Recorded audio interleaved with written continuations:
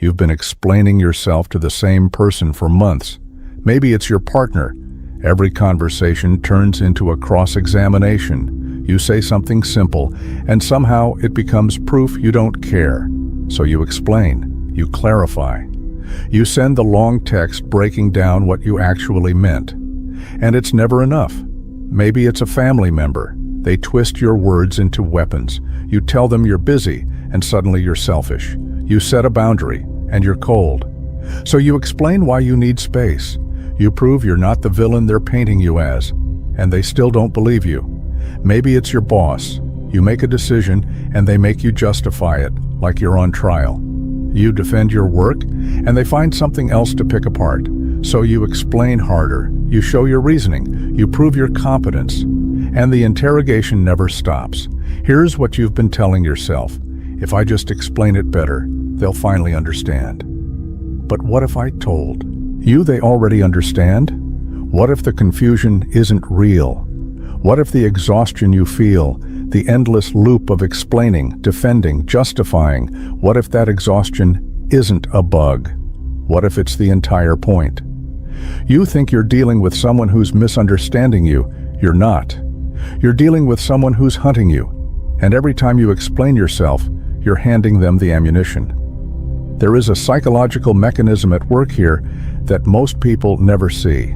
A control tactic so subtle, so effective, that you don't even realize you're trapped in it until you're completely drained. It's called weaponized misunderstanding, and it works because of one simple truth. Whoever you need to understand, you has power over you. Niccolo Machiavelli understood this 5 centuries ago. He wrote that the wise prince reveals nothing until the moment of action. Because explanation invites scrutiny, silence invites projection, and projection keeps you in control. But you've been doing the opposite. You've been opening yourself up, clarifying, trying to be understood, trying to be seen correctly. And the person across from you, they've been using that against you, not because they're evil, but because it works. In the next few minutes, we're going to expose what's actually happening when someone weaponizes misunderstanding against you. We're going to reveal the psychological trap you've been living in. And more importantly, we're going to show you how to stop feeding the machine. But first, you need to understand the trap itself. Think about the last time they misunderstood you. You said something, they twisted it. And what did you do? You rushed to fix it. You sent the message. You had the conversation. You explained what you really meant. You proved you weren't what they said you were. And here's what you didn't realize. You just taught them the button works. Every time you scramble to correct their misunderstanding, you're doing something far more dangerous than clarifying. You're rewarding them. You're teaching them that if they misunderstand you, real or fake, you will drop everything and come running. You will explain. You will justify. You will dance. This isn't communication, this is training, and you've been training them to control you. Think about it. When they twist your words, who does the work? You do. Who chases who? You chase them. Who needs the resolution? You need it. They sit back, comfortable, unbothered, while you exhaust yourself trying to be seen correctly. This is the correction. Reflex. And it's a debt you keep paying that was never yours to begin with.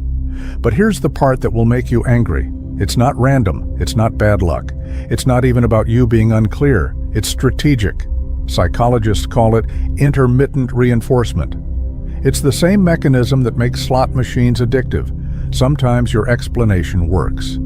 They stop for a moment. They seem to understand. And that tiny win keeps you hooked.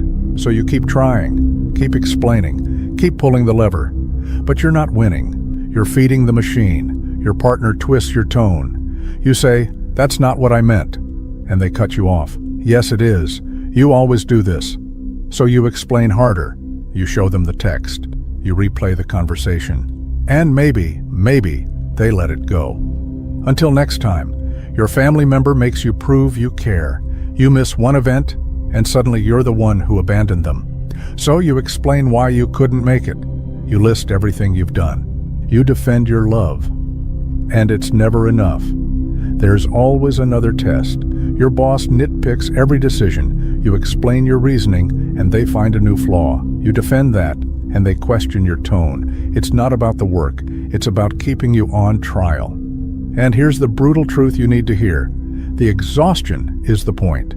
When you're drained from defending yourself, you stop pushing back. You stop setting boundaries. You start shrinking. You become easier to manage, easier to control. This isn't miscommunication. This is a power play. Arthur Schopenhauer wrote that we forfeit 3/4 of ourselves in order to be understood by others. We compress, we simplify, we mold ourselves into something digestible. But what if they never wanted to understand you in the first place? What if your explanation was never the goal? Your exhaustion was? Every time you explain yourself, you think you're clearing things up. You're not. You're handing them a map of your triggers, your insecurities, what you're afraid they'll think of you, what you value, what you'll defend. Watch what happens in the explanation. You tell them you're not cold, so now they know that bothers you. You prove you're not selfish, so now they know where to strike next time. You justify why you made a decision, so now they know what you're insecure about. They ask a question. You give them the answer, and 5 other answers they didn't ask for. You think you're defending yourself. You're actually doing reconnaissance work for them. In game theory, this is called information asymmetry. The player with more information has the structural advantage. And here's the sick part. You're the only one giving information away for free. They collect, you reveal, they stay silent, you fill the silence. They operate with full intelligence on who you are. You operate in confusion about why nothing you say works. This is why the explanation always backfires. Because innocent people don't write essays. Think about what happens when someone's actually innocent. Someone accuses them of something they didn't do. What do they say? I didn't do that. That's it. No paragraph, no justification, no deep dive into their intentions and the context and what they were really thinking. Just, I didn't do that. And then they stop talking. But guilty people? They explain everything, every detail, every reason, every obstacle. They need you to understand because they need you to forgive. So when you rush to explain yourself, even when you're innocent, you sound guilty. The act of defending makes you look like you have something to defend. Your partner accuses you of not caring. You write the long message. You list everything you've done for them. You explain your love in bullet points. And what did you just do? You proved that their accusation had weight. Because if it didn't, why would you be scrambling?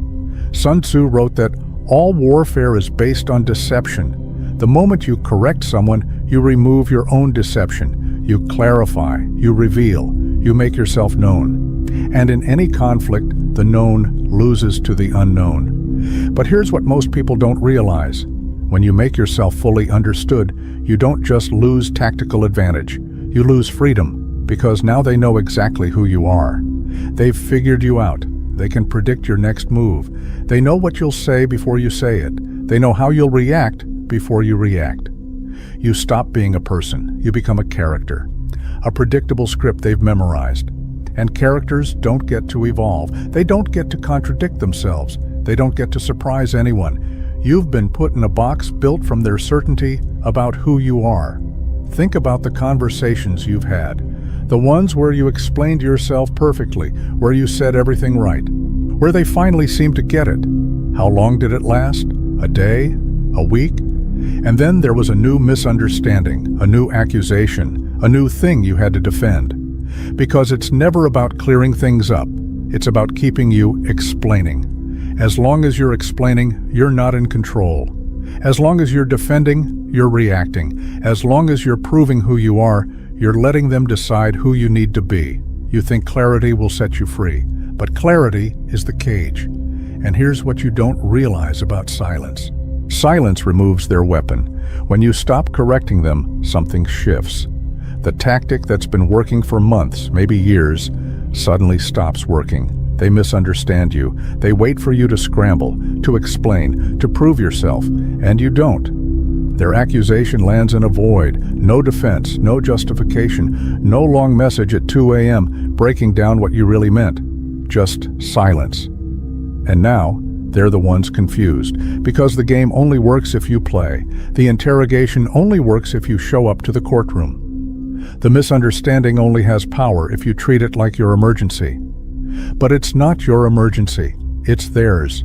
Watch what happens when they accuse you of not caring, and instead of writing the essay, you say, "If that's what you believe," and then you walk away. No explanation, no defense, no attempt to change their mind, just, "If that's what you believe."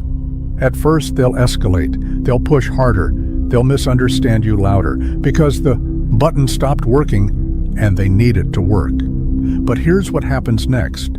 They start watching you carefully, because suddenly you're not controllable anymore. You're not predictable.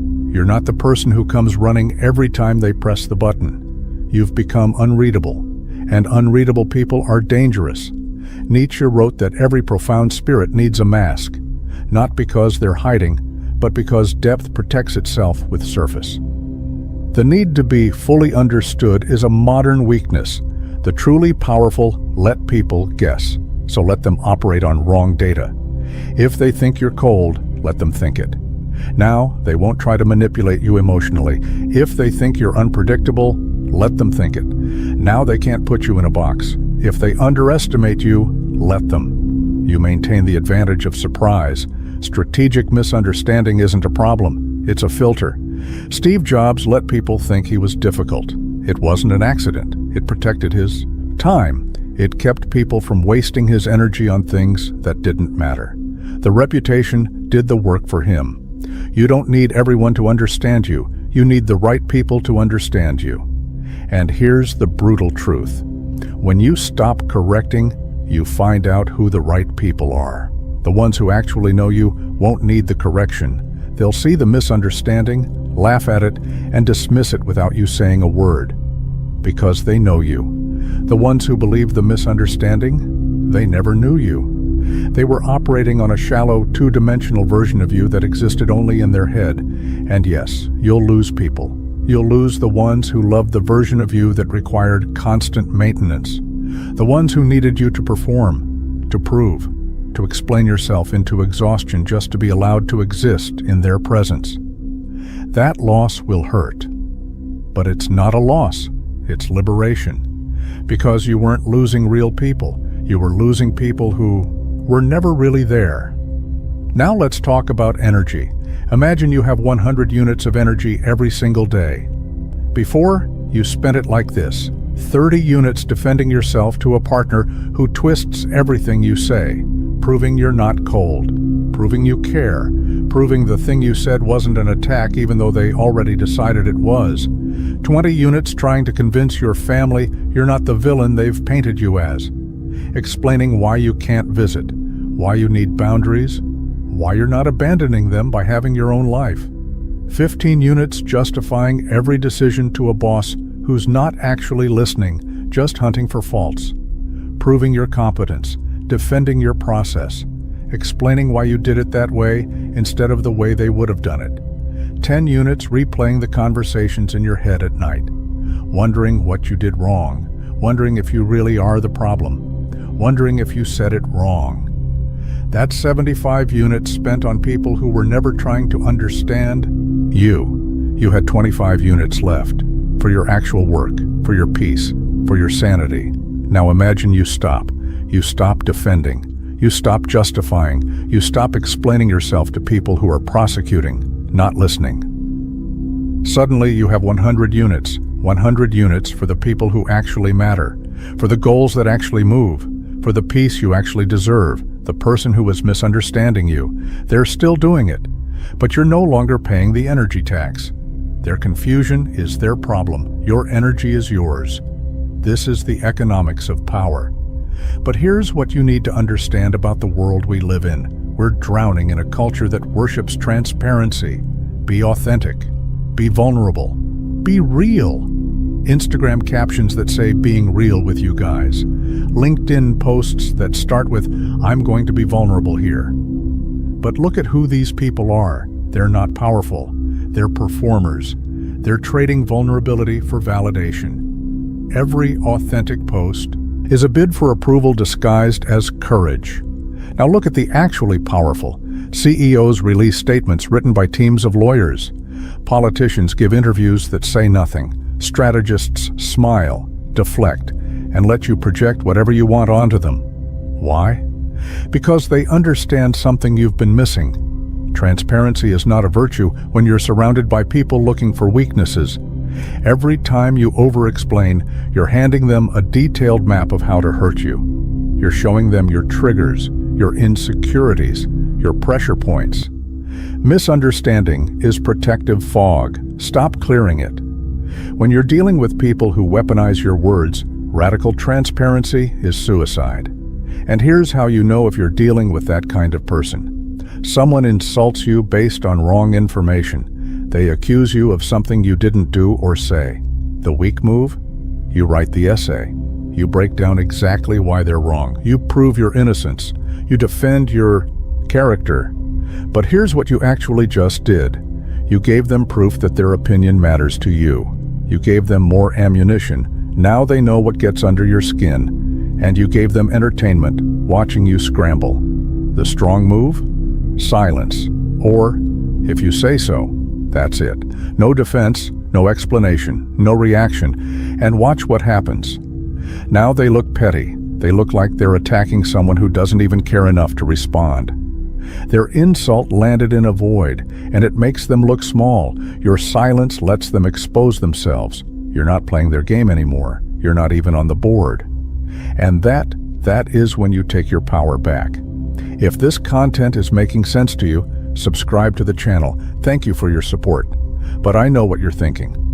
What about the times when I actually should correct someone? Good question. Because this isn't about becoming a silent statue. This isn't about never clarifying anything ever again. There are moments, rare moments, when correction is strategic. But even then, it's not what you've been doing. Here's the difference. If someone accuses you of theft, fraud, harassment, anything with legal or professional consequences, you address it. Once, clearly, with no emotion, no over-explanation. You state the facts and you're done. You're not defending your character, you're protecting an outcome. If someone you actually love misunderstands your love for them, not someone manipulating you, but someone genuinely confused, you correct it. But not with words, with action. You don't write the essay about how much you care. You show up. You prove it through consistency, not explanation. And if a misunderstanding is directly blocking a goal that actually matters, not your reputation, not your image, but a real outcome you need, you clarify once. Then you move on. Notice the pattern. These aren't people weaponizing misunderstanding against you. These are genuine confusions with real consequences.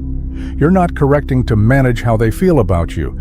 You're correcting to protect something that matters. Marcus Aurelius, the Roman emperor and Stoic philosopher, put it simply.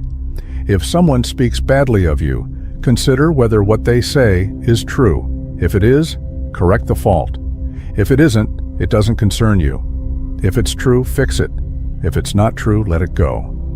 But here's what you've been doing, treating every misunderstanding like it's a legal accusation, treating every twisted word like it's a crisis, defending yourself against people who were never confused in the first place. That's the trap. So yes, there are exceptions, but they're rare.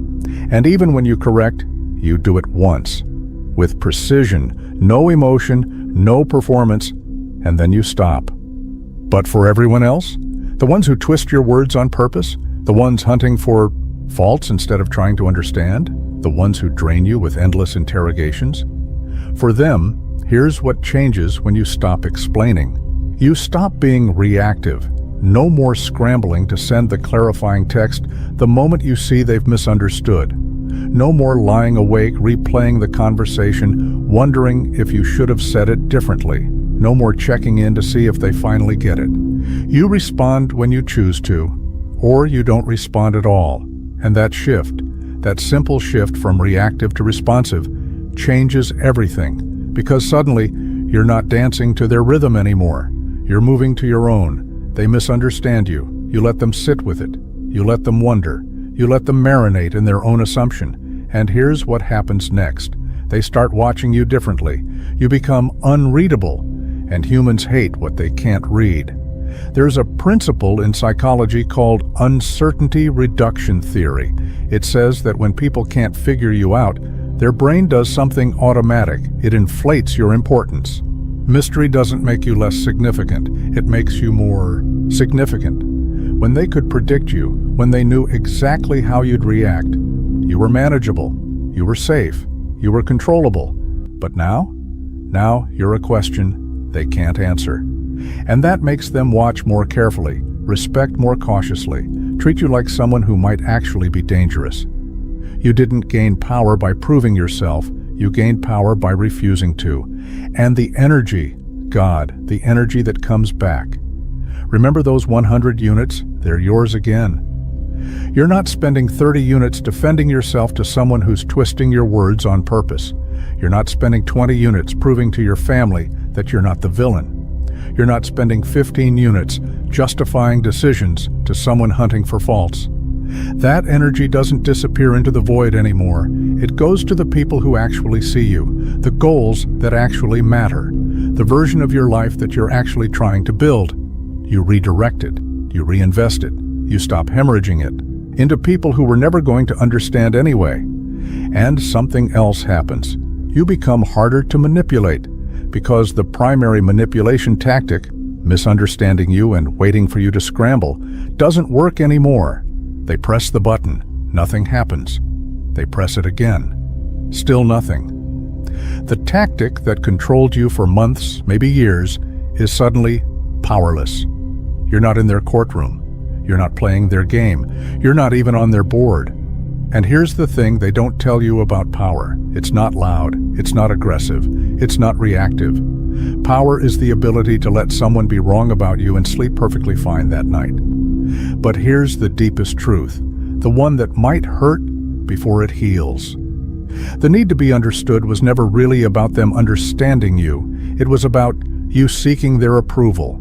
You needed them to see you correctly, because somewhere, deep down, you believed their perception of you mattered more than your knowledge of yourself. You gave them authority over your identity. You handed them the pen and let them write your story. And every time you explained yourself, you were really saying, please approve of me. Please validate me. Please let me exist in your eyes the way I need to exist. That's what you were fighting for. Not clarity, approval. But when you stop correcting, you stop seeking. And when you stop seeking their approval, something fundamental shifts. You start owning yourself. You stop asking permission to be who you are. You stop negotiating your worth. You stop performing for an audience that was never going to clap anyway. You become the author of your own story. And if they misread it, that's on them. Now here's the paradox. When you first stop explaining, it feels like you're pretending, like you're faking indifference, like you're performing strength you don't actually have, and you are, at first. But Machiavelli understood something most people miss. The mask becomes the face. When you act unbothered long enough, you become unbothered. When you hold your silence long enough, the silence becomes natural. When you refuse to defend yourself long enough, you stop feeling like you need to. The exterior reconstructs the interior. You're not pretending to be strong, you're practicing being strong. And practice, over time, becomes identity. You stop explaining yourself to people who were never listening, and eventually you stop wanting to. The exhaustion lifts, the need fades, the trap loses its grip, and you realize you were always free. You just didn't know you were allowed to stop performing, but now you know. If you made it this far, you're not like most people. Most people clicked away the moment this challenged what they've been told their whole life. Communicate, clarify, make yourself understood. But you stayed. You stayed because you've been living this. You've been drained by someone who twists your words. You've been exhausted by the endless cycle of explaining yourself to people who were never trying to understand. And somewhere in the last 15 minutes, something clicked. You realized you've been feeding people who were never hungry for understanding. They were hungry for control. and you're done being the meal. This isn't theory. This isn't philosophy for philosophy's sake. This is your life, and starting today, you take it back. So here's what I want you to do. Go to the comments right now, yes, right now, and answer this question. Have you ever dealt with someone who twisted everything you said, no matter how carefully you explained yourself? Someone who made you feel like you were always on trial? Tell us what happened. Tell us who it was. Tell us how it felt. Because your story might be the thing someone else needs to hear to realize they're not crazy, that this is real, that they're not alone. Type it. Share it. Let it be a reminder, not just to others, but to yourself, that you see the pattern now, and you're not playing anymore. And if this message gave you the clarity you've been searching for, if it named something you've been feeling but couldn't articulate, then support it. Like this video, subscribe to this channel, not to help the algorithm, not as a favor to me, but as a declaration to yourself. A declaration that you're done seeking approval from people who were never going to give it. That you're done performing for an audience that was never going to clap. That you're done explaining yourself to people who are prosecuting, not listening. This channel is for people who choose freedom over approval, peace over performance, power over proving. If that's you, then you're in the right place. Welcome to the other side.